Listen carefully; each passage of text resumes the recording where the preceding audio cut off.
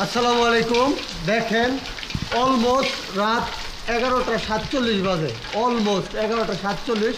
একটা বিদ্যুৎ কর্মী কীভাবে একটানা 15 ঘন্টা প্লাস অলরেডি সার্ভিস দিলাম। আসলে আমরাও তো মানুষ, আমরাও তো একটা লাইনম্যান। দেখেন শরীরের কী অবস্থা, বৃষ্টিতে ভিজে কাজ করে যাচ্ছি। তো একটা মানুষ 15 ঘন্টা কীভাবে সার্ভিস দেয়? তো এটা হলো আমার প্রথম প্রশ্ন। এটা আমার শুধু প্রশ্ন না, এটা সারা বাংলাদেশের লাইনম্যানদের প্রশ্ন যে কীভাবে মানুষগুলো এইভাবে আজকের যে ঘটনাটা ঘটলো আমাদের এক সহকর্মী বড় ভাই তো লাইনে কাজ করতে গিয়ে দুর্ঘটনায় পতিত হলো। তো এটা হওয়ার অন্যতম কারণ হলো আমাদের নির্দিষ্ট কোনো কর্মঘণ্টা নাই। আমরা লোকবল ঘাটতি থাকার কারণে আমরা সঠিকভাবে গ্রাহকদেরকে সার্ভিস দিতে পারতেছি না।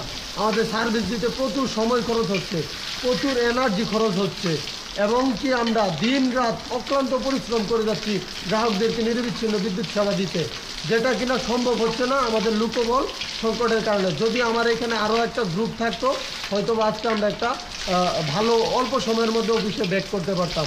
সে জায়গায় কিন্তু রাত অলরেডি প্রায় 12টা বাজে।